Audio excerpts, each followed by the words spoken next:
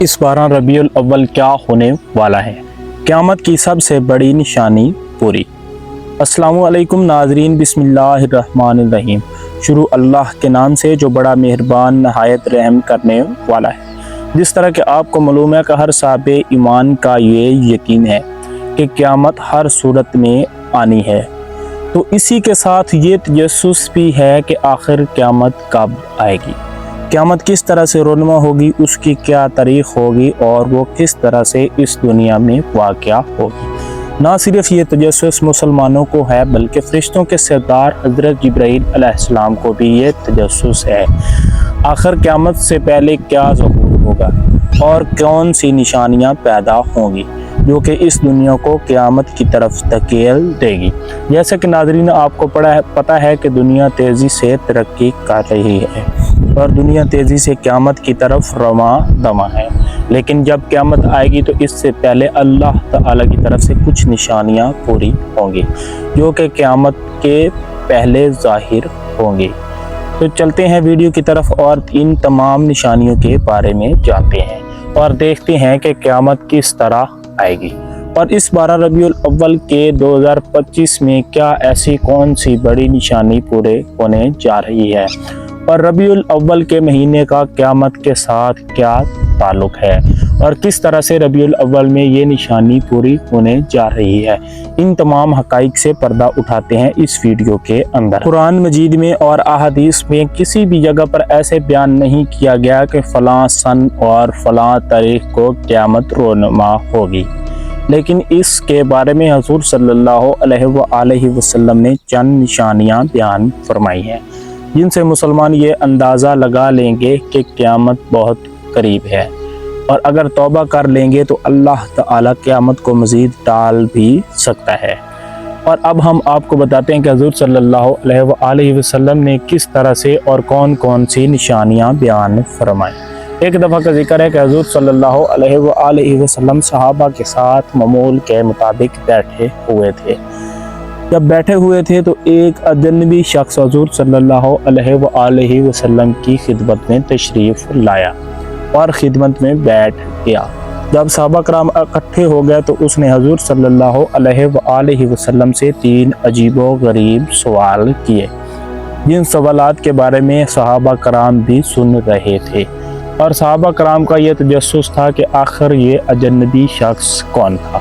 اگر یہ مکہ سے ہوتا تو کسی کو جانتا، اور اگر یہ مدینہ سے ہوتا تو پھر بھی کسی کو جانتا، لیکن یہ نہ یہ مکہ والوں کو جانتا تھا اور نہ ہی مدینہ والوں کے بارے میں کچھ جانتا تھا۔ حضور صلی اللہ علیہ وآلہ وسلم محفل میں تشریف لے آئے تو یہ شخص اپنی جگہ سے اٹھا اور حضور صلی اللہ علیہ وآلہ وسلم سے قریب ہو کر بیٹھ گیا۔ اس نے نہایت ادب سے اپنی نظریں نیچے جھکا لی اور اپنی رانوں پر ہاتھ رکھ لیے۔ ایسے محسوس ہوتا تھا کہ نہایت ادب سے بیٹھا ہے اور کوئی فریاد حضور صلی اللہ علیہ وآلہ وسلم کی خدمت میں کرنے والا ہے۔ تو اس نے حضور صلی اللہ علیہ وآلہ وسلم سے کچھ عجیب و غریب کویسچن کیے جس کے بارے میں صحابہ کرام کو بھی نہیں پتا تھا، اور حضور صلی اللہ علیہ وآلہ وسلم نے بھی اس کے جواب دینے کی بجائے چند نشانیاں بیان فرمائیں جو کہ قیامت کی نشانیوں کے بارے میں تھی۔ حضور صلی اللہ علیہ وآلہ وسلم نے اس شخص نے 3 کویسچن کیے۔ پہلا کویسچن یہ تھا کہ حضور صلی اللہ علیہ وآلہ وسلم آخر قیامت کب آئے گی۔ دوسرا اس نے یہ سوال کیا کہ اے حضور صلی اللہ علیہ وآلہ وسلم مسلمان کون ہے۔ تیسرا سوال اس نے یہ کیا کہ اے حضرت محمد صلی اللہ علیہ وآلہ وسلم ایمان کیا ہے۔ اس نے پھر پوچھا کہ اسلام کیا ہے۔ یہ تمام سوالات عجیب و غریب اور ایک دوسرے سے بڑھ کر تھے۔ حضور صلی اللہ علیہ وآلہ وسلم نے پہلے سوال کا جواب دیتے ہوئے یہ بیان فرمایا کہ اے اجنبی شخص، نہ قیامت کے بارے میں تو جانتا ہے اور نہ ہی قیامت کے بارے میں جانتا ہوں۔ اور یہ سوچا کہ یہ ایسا کون سا سوال ہے کہ جس کے بارے میں حضور صلی اللہ علیہ وآلہ وسلم نے یہ بیان فرمایا ہے کہ مجھے اس کے بارے میں معلوم نہیں ہے اور نہ ہی تجھے معلوم ہے۔ کیا کوئی ایسا علم والا شخص ہے کہ جس کے بارے میں حضور صلی اللہ علیہ وآلہ وسلم فرما رہے ہیں کہ تجھے معلوم نہیں ہے؟ تو اس شخص نے حضور صلی اللہ علیہ وسلم سے جواب دریافت کیا تو حضور صلی اللہ علیہ وسلم نے کچھ نشانیاں بیان فرمائی۔ حضور صلی اللہ علیہ وسلم نے پہلی نشانی یہ فرمائی کہ اے اجنبی شخص، جب قیامت آئے گی تو میں آپ کے درمیان موجود نہیں ہوں گا، یعنی حضور صلی اللہ علیہ وسلم اس دنیا سے پردہ فرما جائیں گے۔ دوسری نشانی بتاتے ہوئے حضور صلی اللہ علیہ وسلم نے یہ بیان فرمایا جو کہ انتہائی چونکا دینے والی اور لوگوں کو پریشان کر دینے والی نشانی تھی۔ حضور صلی اللہ علیہ وسلم نے فرمایا کہ باندی اپنی بیٹی کو جنم دے گی، یعنی غلام بیٹی کو جنم دیں گے۔ یعنی اس کا مطلب یہ تھا کہ ایک باندی جو کہ مجبور اور لاچار ہوتی ہے اور اپنی مالک کے پابند ہوتی ہے، بالکل اسی طرح ایک ماں ایسی بیٹی کو جنم دے گی جو اختیار میں ماں سے زیادہ ہوگی اور ماں کو کمتر سمجھے گی اور ماں کو انتہائی حقیر اور کمتر سمجھے گی۔ یعنی ماں اپنی بیٹی کی پابند اور غلام ہوگی اور بیٹی کے اختیارات زیادہ ہوں گے اور وہ زیادہ معتبر سمجھی جائے گی اور خود کو زیادہ بر سمجھے گی۔ دوسری نشانی کے بارے میں حضور صلی اللہ علیہ وسلم نے ارشاد فرمایا کہ لوگ بلند و بالا عمارتیں بنائیں گے جو کہ آسمانوں سے باتیں کریں گے، مسجدیں بالکل خالی ہو جائیں گی اور لوگ ایمان سے خالی ہو جائیں گے، محض وہ نام کے مسلمان ہوں گے اور ان کے اندر ایمان کی طاقت بالکل کمزور اور نہ ہونے کے برابر ہوگی اور لوگ دنیا کو اپنا سب کچھ سمجھنے لگیں گے۔ آخرت اور اللہ تعالی پر یقین ان کا انتہائی کمزور ہو جائے گا۔ لوگ بڑے بڑے دعوے کریں گے لیکن عمل سے زیرو ہوں گے۔ اور اس کے علاوہ حضور صلی اللہ علیہ وسلم نے مزید فرمایا کہ ہر آنے والا دور پہلے دور سے انتہائی کمتر اور کمزور ہوگا، یعنی لوگ تباہی کی طرف جاتے جائیں گے۔ لوگوں کے پاؤں میں جوتیاں اور کپڑے نہیں ہوں گے۔ اس سے حضور صلی اللہ علیہ وسلم کا یہ مراد تھا کہ ایک ایسا دور آ جائے گا جس کی وجہ سے لوگ پاؤں میں جوتے پہنیں گے لیکن ننگے ہوں گے۔